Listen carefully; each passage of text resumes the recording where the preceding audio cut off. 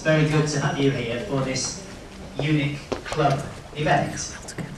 EUNIC is the European Union National Institutes of Culture. We come together on a monthly basis in our club, representatives of the cultural centres and friends, such as yourselves, to discuss cultural issues. The big European issues of the day: migration, intercultural dialogue, national identity, European identity. And that's why we thought that it would be particularly appropriate to invite David Cerny to come and talk to you, and for you to interact with him, ask him questions, and try to get behind what he actually meant by his work, Entropa.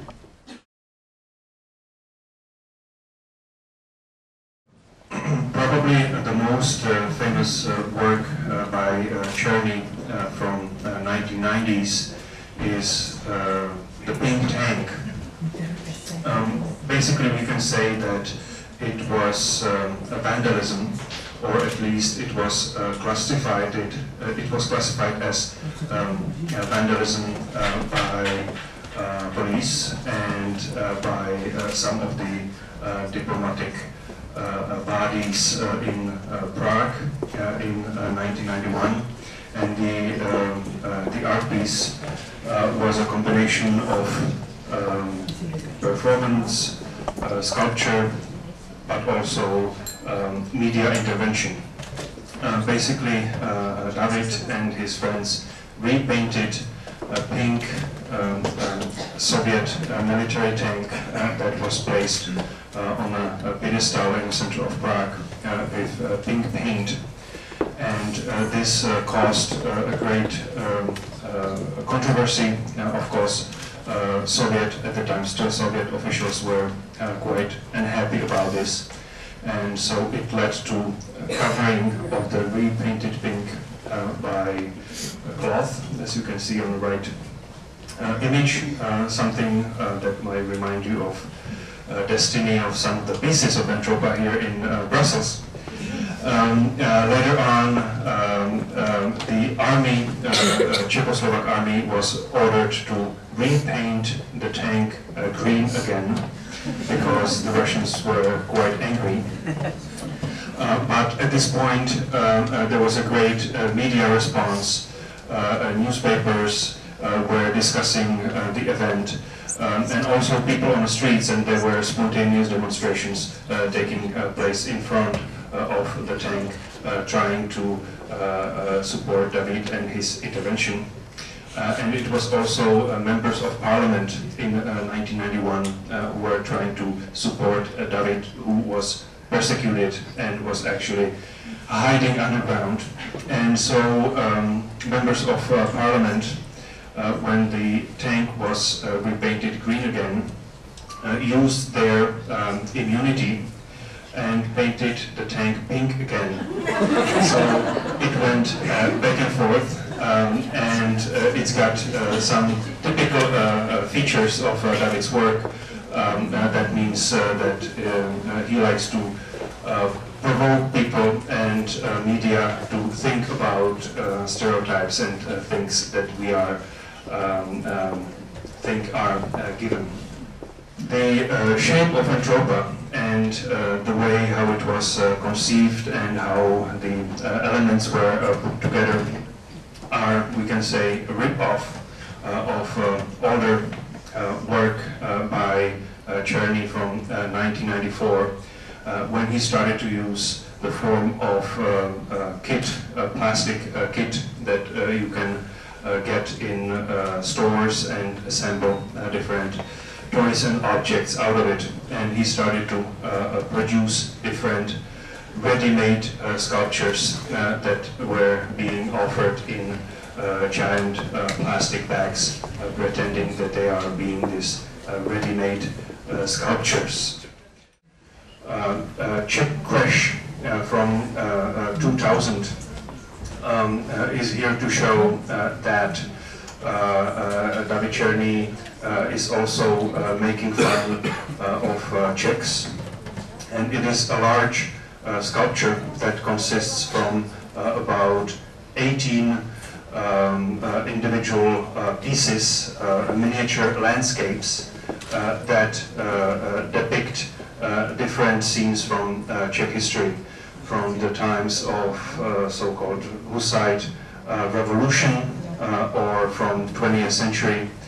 If we will go from the left top, it is German embassy in summer 1989 when East German citizens were fleeing the country using West German embassy in Prague as the place where they can emigrate through.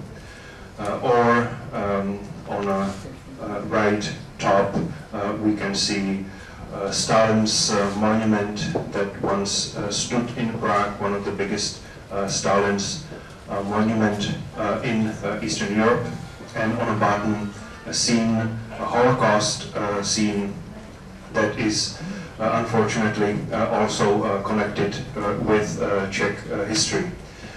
And here a similar technique, a similar language is being used. David Cerny is exploring different stereotypes. He is trying to caricature different things from Czech history, things that are quite often knowledgeable, but things that we don't like to talk about. And one of the ways how to start to talk about them is to laugh about them or to turn them into a joke. When I went actually before we met usually in a pub or somewhere, bars, and then I went to his office, to the government office, and I went there and looking, okay, I'm looking for Alexander Bondra. And the guys were like, what are you looking for? And Alexander Bondra, he's some clerk working in the office. They're like, and like you were talking about the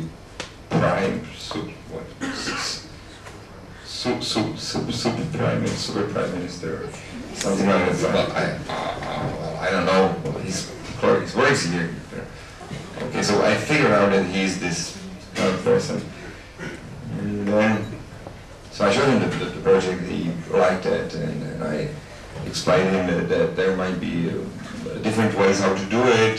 One way would be to, maybe like different artists from different countries would do it, and maybe I would do all the designs or whatever. So that was like, but the basic figure was to make the puzzle. And he liked that, so I began to work on that, and sort of like put together a bunch of people, so we were thinking about it, how to do it, and what to do it, and what to do with the actual countries. And then we actually figured out that the most funniest thing would be to do it by ourselves, because otherwise, well, we wouldn't know how it will end up, and one way, and then second moment we immediately figured out that it would be fun to do that, or to attack those stereotypes of doing the corporate art, or how's it called? So we've been working on it, and you see the result. So it actually took a long time, and a lot of energy, and a lot of money.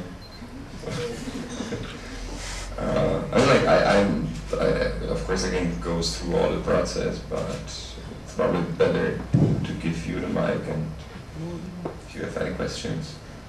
I just wanted to say how it started, and I know that I was actually the second in a row to be asked to do anything or something for the European, the Justus Liptus